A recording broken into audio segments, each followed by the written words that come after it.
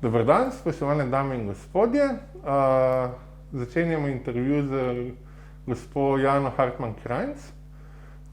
Gospa je pisateljica, piše pesmi, življenjepise in romane.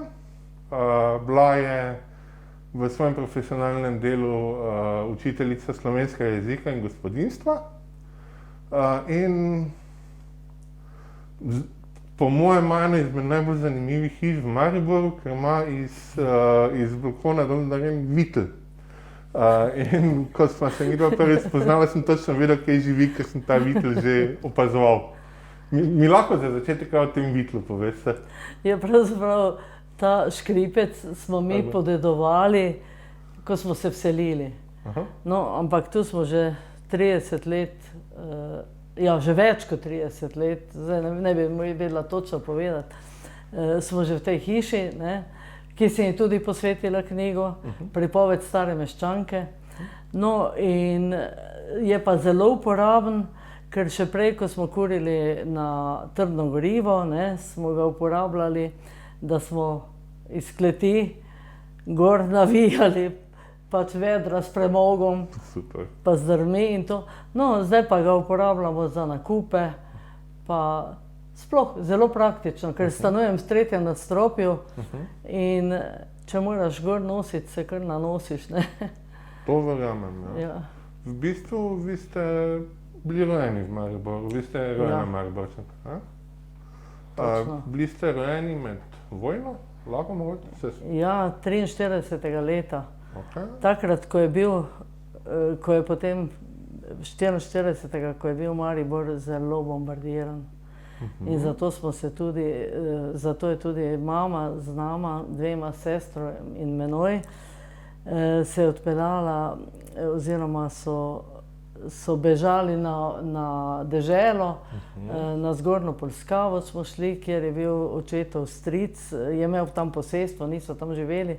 In potem smo bili med vojno v bistvu tam, ne. In no, potem sta se še babica in dedek, mamina starša sta se tja preselila. Oče je pa delal, je pa bil pravzaprav, ni bil vojno lice, zaradi tega, ker je bil, mislim, ko je bil v vojski, je služil v Makedoniji in je zbolel za malarijo.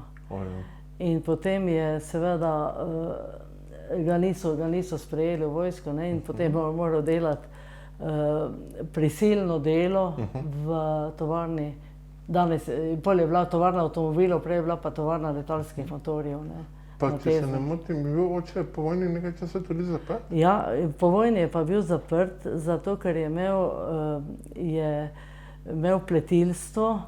On je končal trgovsko akademijo in je imel taki, mislim, čut za podjetništvo, in je kupil neke stroje pletilne, takrat je bilo pletilstvo zelo razvojna kategorija, in je imel tak pletarno so takrat rekli, Jugoplet se je imenovalo. No, in potem je enkrat kupil neko ukradeno volno in to je bilo po osvoboditvi, in to je bilo 47. leta. In seveda so mu vse premoženje zaplenili, zato da so prišli do njegovega premoženja, in seveda bil je tudi, mislim, očitali so mu tudi, da gospodarsko sabotažo. In tako, in je bil obsojen za 3 leta s prisilnim delom, oziroma 5 let s prisilnim delom, odsedel je pa 3 leta, tako da je 51. leta se je vrnil domov. To je ta čas mama bolj manj preživela družina? Ja, mi smo takrat težko živeli, takrat smo bili 3 otroci že, sestra, pa jaz pa brat. In seveda pomagala je njena mama, pa mamina sestra, pa dedek, tako da smo veliko živeli pri babici. Potem se je mama zaposlila v zdravstvu, ker ona je študirala medicino, in potem je postala kako bi rekla, glavna medicinska tehnica v diagnostičnem laboratoriju, ki je imel vse laboratorije v Mariboru pod sabo, ne. In tam je ostala do penzije, ne, do upokojitve. Ampak tudi vaša mama je tako imela kar nekako slavnega očeta, o svojem dedku mislim, da ste tudi? Ja. Dedek, njen oče, je bil pa zelo, kako bi rekla, zelo cenjena oseba, ne. On je bil za tiste čase zelo izobražen, je končal klasično gimnazijo in potem se je pa zaposlil na železnici, kjer ga je Narodni svet Maribora ga je pač postavil na vodstvo teh železnic, celokupne železniške, kako bi rekla, službe, no, v celi nekdanji Štajerski pokrajini. Tako da je pomagal tudi generalu Maistru zavzeti železniško postajo. No, ampak potem je pa, ker so potem prišli pač neki, on ni napredoval, so pa drugi napredovali in to ga je zelo prizadelo in je potem prosil, da bi ga premestili v Rogatec, ker je on izhajal z Rogatca, ne. In potem je postal podnačelnik te železnice, Rogaške železnice od Grobelnega do Dobovca.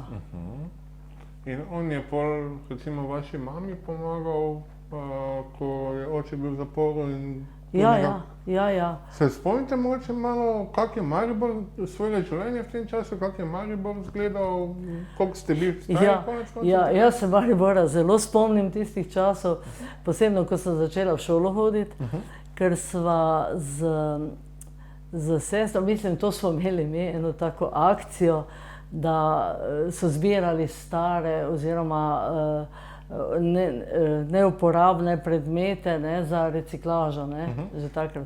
No in potem smo hodili po ruševinah.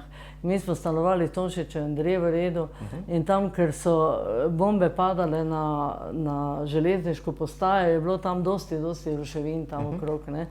In potem sva s sestro tam po tistih ruševinah plezali, pa še sosedovi otroci in smo nabirali stare železo, pa vse, kar je bilo uporabno in tako naprej. In to smo na lojtrski voziček in smo peljali v šolo, pa stare krpe, pa steklo, pa ne vem, kaj vse je bilo, no. In potem smo dobili priznanje za to naše delo. No, pa se spomnim tudi, kako so vozički, tisti taki, ko jih imajo v rudnikih, taki, no, vozički, to pravzaprav vagončki, kako so vozili po Mariboru, ko so čistili ruševine, ne, pa to, in potem so odpadli material, to so vozili v Dravo.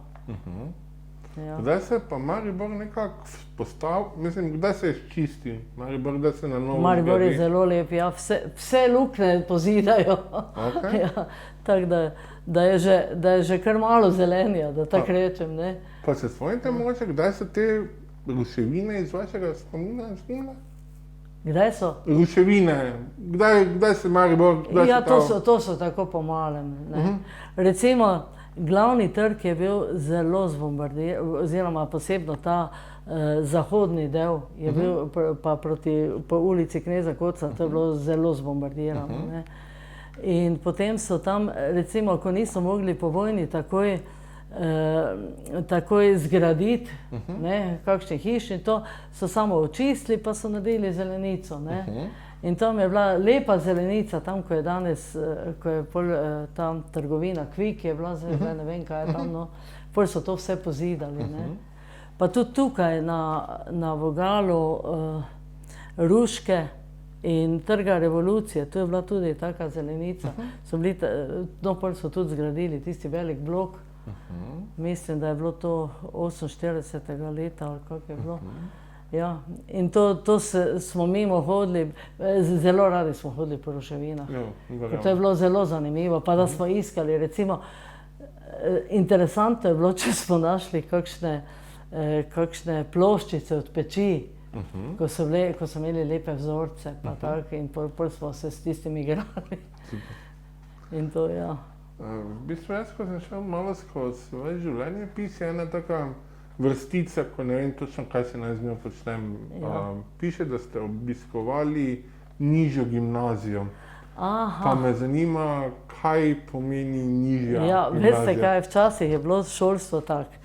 4 leta osnovne šole, to se pravi takrat si že moral vse v bistvu v glavnem poznati. Tako da smo imeli v 3. razredu, smo imeli recimo že pri zemljepisu, smo že imeli Slovenijo, v 4. že celo Jugoslavijo in tako naprej. In potem si šel pa v nižjo gimnazijo. To so bile pa tudi 4-letne šole in potem je bila mala matura. In po mali maturi si pa šel v srednjo šolo. No in jaz sem hodila v nižjo gimnazijo, sem hodila v klasično, to pa zaradi tega, ker sem pač želela, ker je moj dedek hodil tja, pa mama, pa sestra, pa teta in tako naprej. No, to, seveda, ampak tisto, mislim, je bila pa težka šola, sploh pa zaradi tega, ker jaz sem takrat marsikaj doživela, ne, recimo tudi babica je umrla, potem smo bili velika družina, sva se sestro preselile k teti in tako naprej in mi je delalo učenje preglavice, ne. In tako, da sem šla pol po 4. gimnaziji, jaz sem se recimo v 3. gimnaziji sem se odločila za starogrščino, ker sem jaz hotela pač klasično naprej, ne. Ampak potem ravno pri slovenščini mi je tako zaškripalo. Tam me je učil profesor Filo, s katerim se pa nekako nisem razumela. In on je pol rekel, ali bom šla jaz, ali bo šel on in tako naprej. No, pol sem pa rekla nič, vidim, da tu nimam uspeha in sem šla potem na ekonomsko, ne. Mi boste malo še povedali, v tem času na ekonomski, to ste bili kaj, 10-12 let stari, ko ste... Ne, to 15 let. 15 let ste šli. Ja, 15 let. Ja, srednja šola je bila. Ja, pa normalna srednja šola. Mi povejte malo o tem času. Kako se srednje šole spomnite? Srednje šole, zelo lepo. Zelo smo se razumeli. Pomagali smo si, prišepetavali smo si dosti. Pri šolskih nalogah smo si veliko pomagali, na plesne vaje smo skupaj hodili k mojstru Simončiču in potem smo po pouku ostali in smo še plesali v razredu in tako. Zelo lepe spomine imam na srednjo šolo. In še danes se dobivamo, prej smo se vsakih 5 let srečevali, zdaj pa se dobivamo tako vsako leto, ne. Lani se nismo zaradi korone, letos pa smo se že srečali.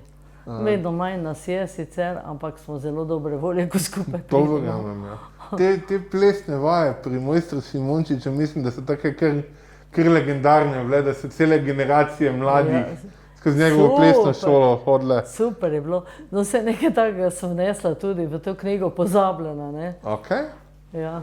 Lahko mogoče povete malo, kako so te plesne vaje izgledale, kaj to je bilo, to, kaj je bil kasneje disko, je bilo takrat plesne vaje? Ja. To smo imeli enkrat na teden, seveda smo se punce nališpale in tako naprej, da smo bile pač všečne, ne. In potem smo sedeli tako na eni strani, v Beli dvorani smo imeli te plesne vaje, pod je bil zloščen in tam so bili še celo taki drobci tega,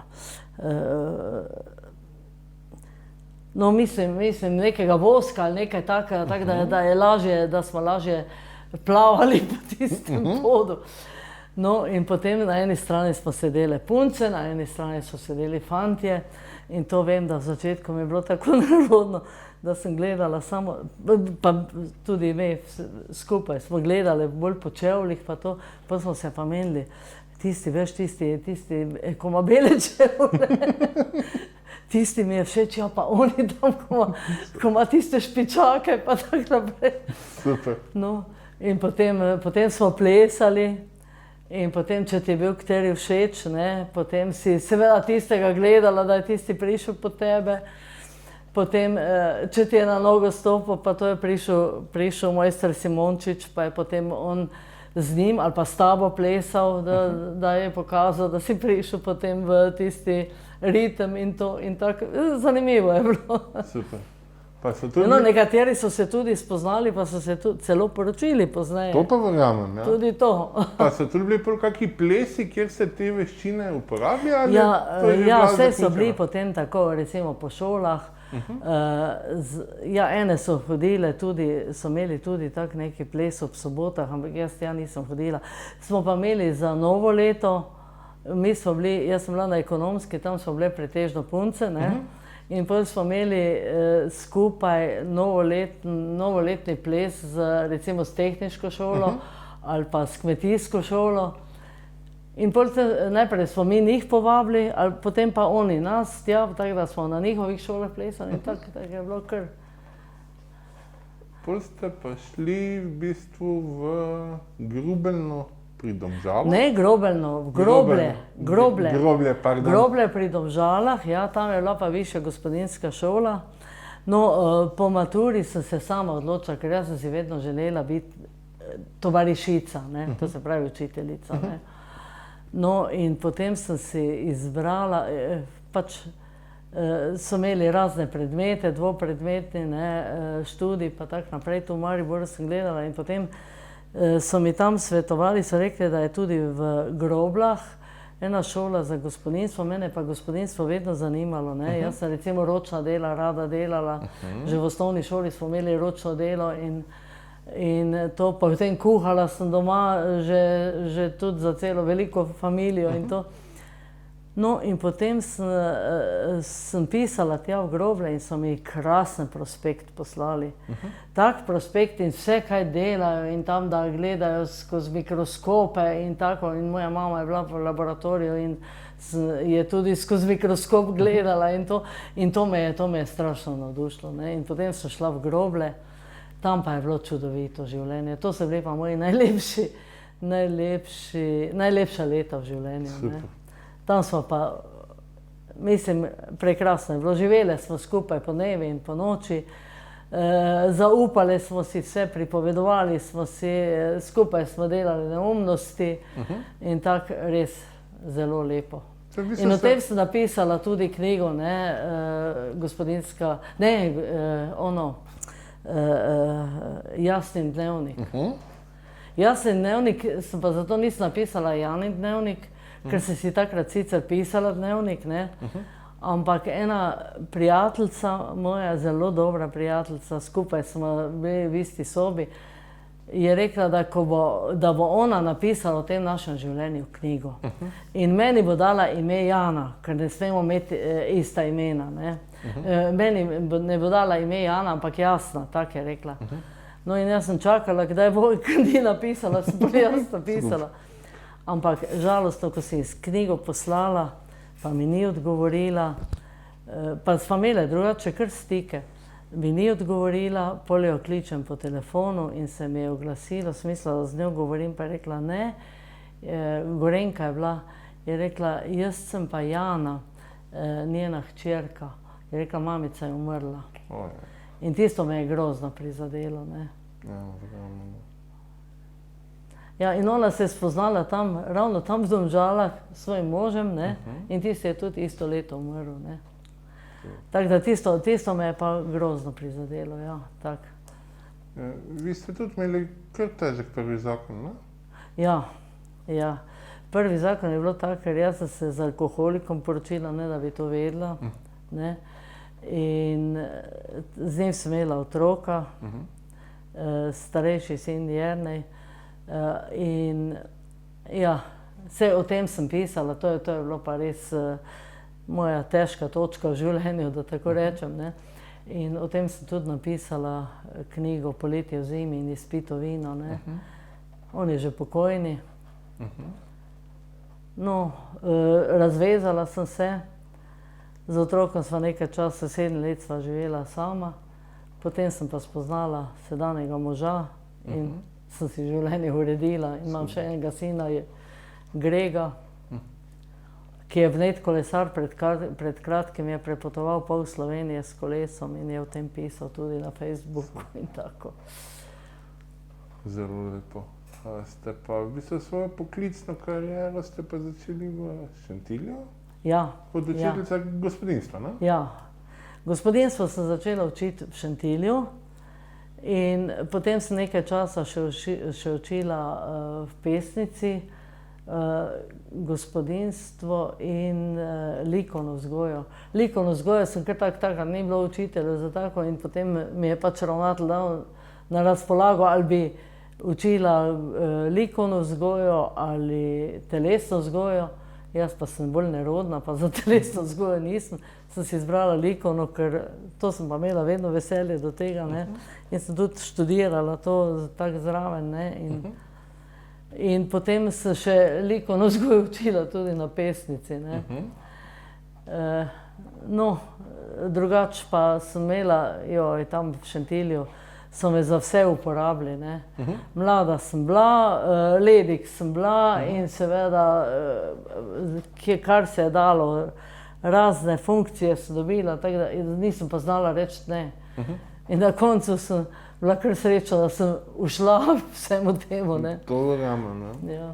Kaj je naredilo na vas tak največji vtis pri učenju, pri učiteljskem poklicu? Pri učiteljskem poklicu? Rada sem imela otroke. Zelo rada in z njimi sem se razumela, sploh recimo gospodinjstvo, to je tak prost predmet, to smo se veliko pogovarjali, smo tudi imeli bolj praktično delo, to je bil sicer taki fakultativni pouk, ne, ampak starši so se odločili, da morajo otroci hoditi tudi k fakultativnem pouku in mislim, tam smo, kuhali smo, in tisto je bilo zelo lepo, ne. Pri likovni vzgoji, tam je pa res, da vedno otroci poskušajo, sploh če imajo novega učitelja, poskušajo ga, kako bi rekla, voziti. No, in pa se sem si potem kmalu ustvarila disciplino, ne. No, tukaj v Mariboru sem pa učila pač slovenščino, to je pa že malo bolj zahteven predmet, ne. In tu pa nisem, z disciplino sploh ni bilo problemov, ne. Ste pa v bistvu diplomirali ste pa iz dela, ob delu, ne? Ja. Ste na... Ja, potem sem še izredno na Pedagoški akademiji, jaz sem končala potem še slovenščino, ne, se pravi jezik in književnost, ne. Sta bili pa moji vzornici, to pa moram povedati, vzornici na srednji šoli profesor Varlova, Franska Varl, na Pedagoški akademiji pa profesor Glazarjeva. V čem pa? Alenka Glazar. Ona je bila pa za književnost, Glazarjeva, ne. No, sej Varlova je tudi učila, potem tudi na Pedagoški, tam pa jezik. Kaj pa naredilo vtis na vas? S čem ste naredili te dve ženski? No, jaz sem šla pravzaprav zaradi slovenščine klasične, ne. In tu sem pa dobila pol na ekonomski šoli profesor Varlova in ta pa je tako predavala, da sem jaz samo gledala in poslušala in mislim, zaživela v tem. Zelo rada sem imela. No, Glazarjeva je pa tudi čudovito predavala. Ona je toliko vedela, toliko je povedala, toliko predavala in še zdaj, ko sem že pisala knjige, sva se dosti telefonirali. Ona je imela težave s sluhom, ne, drugače je rekla, da mora gledati na usta, da razume, ne, ampak po telefonu se je pa dalo z njo govoriti in me ona vedno spodbujala k pisanju, ne. Super. Saj se tudi, vi ste kar, ko ste delali v šoli, ste kar proslave, ste pisali, pa priložnostne pesmi, pa to ste kar bili nekako ljubiteljsko aktivni, ne? Ja, to ja. Ja, proslave sem prirejala, oziroma scenarije za proslave, učila sem učence, recitacijske krožke sem vodila. Da te malo o tem povedal, kako je to izgledalo? Recitacijski krožek, to je tudi nekaj, te besede se ne sliši več pogosto. Ja, ne, kaj pomeni imeti recitacijski krožek? Včasih je bilo to zelo, mislim, je bil hit, ne. Že na srednji šoli nas je profesor Varlova je imela recitacijski krožek, ampak to je bilo tako skupinski, to smo bili, to je bil kot pevski zbor, ne. Okay. To nas je bilo tudi 110, nas je bilo enkrat pri Varlovi, ne. In potem smo razne pesmi ona priredila, recimo Odlomek iz Dume, ali pa recimo Uvod krstu pri Savici, Povodni mož, recimo Prešernov in tako. Ampak to smo vse glasovno, bi rekla, tako kot pevski zbor, prvi glas, drugi glas, tretji glas in to. To je bilo zelo zanimivo. No in potem si jaz to še nadgrajevala, so še potem spremiki, ne. Okay. Smo imeli zelo lep, mislim, višek tega mojega ustvarjanja je bilo enkrat za Župančičevo stoletnico rojstva. Okay. Smo pripravili recital o Župančiču. Okay. In to je bil velik pevski zbor in s spremiki. Se pravi, vsi so bili enako oblečeni in potem so prihajali eni, drugi, v Beli krajini so se pogovarjali in potem vedno več jih je bilo in potem so zborovsko nastopili in tako. In na sredi so bile pa potem otroške pesmi, to so pa učiteljice z nižjih razredov pripravljene, tako da so otroci nastopali tudi v kostimih, recimo Ciciban in Čebela in tako. In potem so pa spet moji recitatorji in so, mislim, zelo tako lepo in doživeto je bilo. In no, potem sem pa videla, da je na tak način pa so celo ti pevci, kako so že, tudi na ta način pojejo, no, ta pevski zbor, ko ga vodi Karmina Slovenika, ja. Ti tudi na ta način, no tako se že jaz z recitacijo, z recitacijskim krožkom delala. V bistvu ste pa v tem času, oziroma kasneje, ste se pa kar tudi malo računalništvu posvetili, ne? Ja. Je bilo računalništvo kar tako nekaj, s čemer ste se povedali? To računalništvo je bilo takrat še v povojih, moram reči. In enostavno, jaz sem se zanimala za to, mi je delalo velike preglavice v začetku, ko so nas poslali na seminar, zato ker jaz angleško nisem znala, pa je bilo vse, ker angleško ne znam, in je bilo vse v angleščini in sem si vse zapisovala in tako naprej.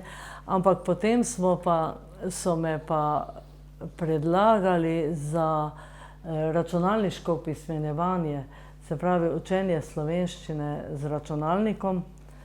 In tam nas je bilo 5 učiteljic slovenščine iz cele Slovenije in smo potem delali tudi računalniške programe, opis, oris, oznaka. In no, to je imelo velik uspeh in potem so tudi učili in učenci so zelo radi delali z računalniki takrat.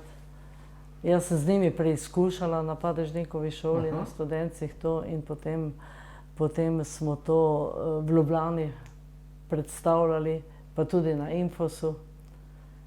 Pa tako da. Pa vi ste tudi nek učni pripomoček v tem kontekstu ustvarjali, ne? Ja, to je pa bilo potem, ko sem se že upokojila, takrat sem pa učila na Ljudski univerzi slovenščino in tam sem napisala interni učbenik za učenje slovenščine. No, v šoli še, tam sem pa učne načrte izdelala od 5. do 8. razreda, tako da so po teh načrtih učili po celi severovzhodni Sloveniji. K temu sem še, v bistvu mislil priti, ampak bolj razmišljam nek Gregec, neka slikanica. Ja, Grega, ja. To sem pa delala, kako bi rekla, inovacijo, no. Sklanjanje s slikami. In to so tudi v šoli z učenci preizkušala, tako da so slike sestavljali in potem so videli, kateri skloni so podobni in če so prav sliko sestavili, so prav sklanjali in to. To je bil zanimiv poskus, ne? In to sem tudi priredila za računalnik, ampak žal to ni šlo naprej. Se ni to, ja. To je ostalo pri prototipu. Ja, razumem, ja. Se pravi, to se v bistvu vse skupaj se v neki računalniški program na koncu Ja, potem na koncu jaz imela tako, da recimo, dala sem ime po sinu Gregu, ne, da ta kot čarovnik ta vodi po teh programih, ne, sklanjanja in to, da si lahko izbereš, da ti on izbere, katerega boš sklanjal in potem sklanjaš in potem sem še to dopolnila z slovarjem slovenskega knjižnega jezika, ne, da vidijo, kakšne posebnosti ima ta beseda in tako naprej. No, Super. V bistvu se je malo tudi sloveli oziroma še vaši učenci so sloveli po Cankarjevih nagradah, kako jaz to razumem? Ja, to so pa res dosegali res, lahko rečem, v državnem smislu najvišja mesta. No in ena moja učenka, se še zdaj si dopisujem, je postala, zdaj pa ne vem točno kaj,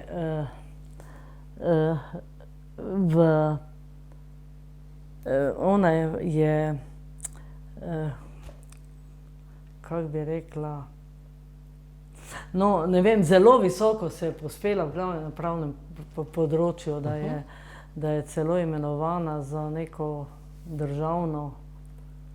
Ne vem, no zdaj bi se zmotila, če bi povedala, ne vem točno.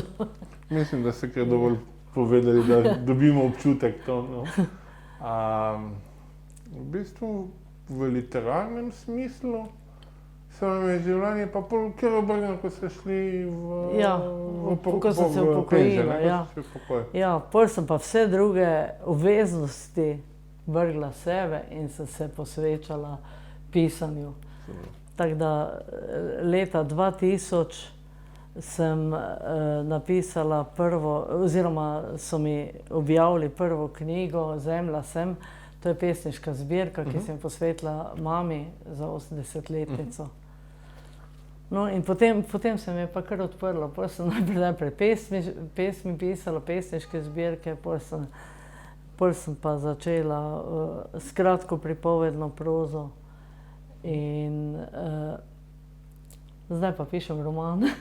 V bistvu, če vas ne moti, do tega še bomo prišli. Jaz bi šel pa še 2 koraka nazaj. V bistvu začeli ste tako, da ste šli v literarno delavnico. Gospodu Pungartniku. Ja, gospodu Pungartniku, ja. Kako doživetje je bilo to za vas? Kaj ste tam dobili? Ja, jaz sem šla pravzaprav tja, ko sem zvedela, da je, ker sem napisala, jaz sem že imela pripravljeno to knjigo, to Zemlja sem, ne. In sem šla tja, ker nisem vedela, kako bi to objavila, ne. In potem me je on povabil v delavnico in potem sem tja hodila in mi je še isto leto mi je to knjigo on izdal, ne. In ja, potem sem hodila tam ene 2 leti k njemu. Potem pa, ja, zbolela sem bila v bolnici in tako naprej, potem sem pa tisto opustila in sem pač sama bolj tako. Zdaj pa delujem z kulturnim društvom Studenci, ne. To se vedute, tudi zbornik ste tam pripravljeni. Ja, zbornik pa, no, 5 takih, ki rade pišemo pesmi, no, nas je izdalo pesmi 5, ne. Potem je bil zbornik Vedrinke, tam smo pač svoje prozne prispevke dali. In no, tam tudi lektoriram in tako. Kaj za vas pomeni, kaj pomeni napisati pesem ali pa napisati prozo? Kdaj pišete eno in kdaj pišete drugo? Pesmi zdaj jaz predvsem pišem za razne prilike, no, priložnosti. Ob rojstvu, ob rojstnih dnevih.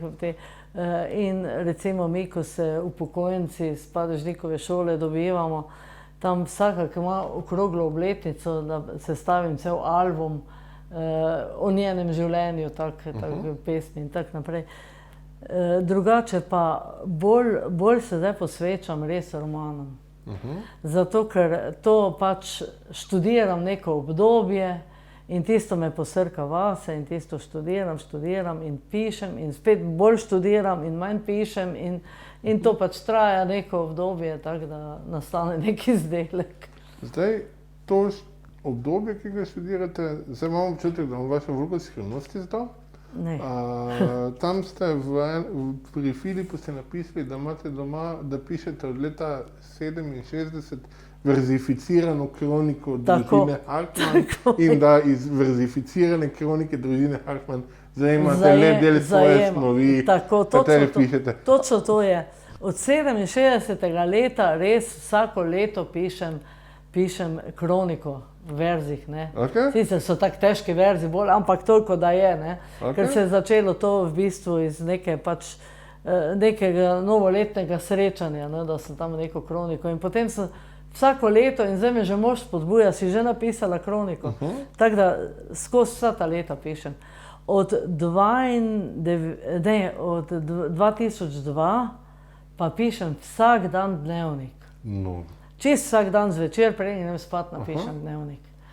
In to imam tako, kako bi rekla, bogate vire, iz katerih lahko črpam potem za te romane, ne. V bistvu v romanih, še pred romani je v knjižničnem sistemu ena oznaka, kjer piše življenjepis. A vi pri sebi vidite razliko med življenjepisom pa med romani? Ne vem, med Poročnim prstanom na desni roki ali pa med Filipom? Če vidim razliko? Ja, če je to zavestna razlika ali je to knjižnica. Ste vi v enem trenutku rekli, da sem pisala biografije oziroma autobiografije, pa ste pa rekli, ne, zdaj bom pa začela pisati romane. Ne, jaz sem to biografijo napisala. Takrat je še moja mama živela in sem se z njo dosti pogovarjala in mi je dosti pripovedovala tudi o otroštvu pa o vojnem času in te stvari, ne. In potem je mama umrla in jaz sem potem tisto res, da sem postavila, da rečem, spomenik očetu pa mami, ne. Sem napisala tisti Poročni prstan na desni roki. Za Filipa me je pa spodbudila sestra, je rekla, poslušaj, je rekla, napiši še ti kaj o detku, opa pa smo mu rekli, ne, po očetu. On ima tako zanimiv življenjepis, on je bil v Avstro-Ogrski pri Dragoncih in potem kako se je spoznal z omamo, se pravi z staro mamo, ne, in tako naprej. In seveda, potem sem pa začela in sva se o tistem veliko pogovarjala in to. In potem sem tisto o njem napisala, ne. In ko sem končala, sem pa rekla, nič 8 otrok je bilo, pa sem še kot dodatek o vsakem otroku, kako se je potem dalje njegovo življenje razpletlo, ne. Zdaj so že vsi pokojni, ne. In to sem kot dodatek napisala, ampak v knjigi je to kot poglavja, tako da to me malce moti, no. Tako da ni bilo ravno povezano. Se pravi, ena vaša taka velika tema pri pisanju je ta družinska zgodovina in iz tega pa prihajate tudi v neka širša družbena dogajanja, ne? Ampak v osnovi pa so vaše knjige... Vse so lahko rečem avtobiografske. Ne, razen teh dveh, mislim, te zadnje, Moj Trst, ta ni avtobiografska in zdaj imam že napisano nadaljevanje, Moj Maribor, ta še ni išla, ne. Te so pa tako, bi rekla, po študiju, ne. Po študiju tistih časov. Eno sem študirala fašizem, drugo sem študirala upor v Mariboru med drugo svetovno vojno. Pa koliko vam je ta dokumentarna plat pomembna? Ja, ne vem, o tem ne razmišljam, koliko mi je pomembno, ampak jaz recimo nekaj me zagrabi, pač se v tisto spustim in tisto bolj kot tisto študiram, kaj pa je še ono, pa še tisto, pa še tam najdem še nekaj naprej. To je tako, če bi linke gledal. In potem se pravim, me tisto in si izpisujem tudi in to. In potem, ko imam eno tako obdobje za seboj, potem pa o tem pišem. Tako da. Super. A vaš zadnji roman do zdaj je Pozabljena, ne? Ja, pravzaprav je zadnji bil Moj Trst, ampak so ga prej natisnili kot Pozabljena, ne? Okay. Pozabljena je bilo malo prej in ta govori pač o hišici na Ruški cesti, majhna pritlična hišica na Ruški 4, ki razpada, zdaj je dobesedno ruševina, ki je prerasla z raznimi ovijalkami in zelenjem in to kot trnulčica. Jaz jo gledam z balkona, zraven je parkirišče in to je pač vse nekoč kupil en investitor, ki je imel visoko potezne načrte. Tam je hotel zgraditi nek hotel, prestižni hotel Maribora in seveda se je zainvestiral, vse skupaj je propadlo, zdaj je to tako pač, zaenkrat tako ostaja, se mogoče se bo kaj iztinilo iz tega. Jaz pač to gledam z balkona in vsak dan to gledam in opazujem in to mi je dalo pač misliti, da sem napisala, to je pač taki bolj fantazijski roman. Ima pa te resnične, kako bi rekla, resnične fakte, to recimo zemljišče, pa to, da so živeli nekoč družina, pa da je to investitor dobil, pa da tja hodijo klošarji, pa da je parkrat gorelo in tako naprej, ne. Mene veseli, da smo se za konec vrnili do vašega balkona, Ja. ker smo pri njem tudi začela. Ja. Meni je zelo všeč pri vaših knjigah občutek, da rešujete svet iz pozabe. Da ste en taki branik pred to belo svetlobo pozabe. Ja, to predvsem za našo družino, ne. Seveda, ker pa gre to v javnost, mogoče še pa drugi tudi kaj od tega odnesejo. Jaz upam, da bom prebral še dosti vaših knjig. Hvala. In se vam najlepše zahvaljujem za ta intervju. Prosim. Hvala lepa.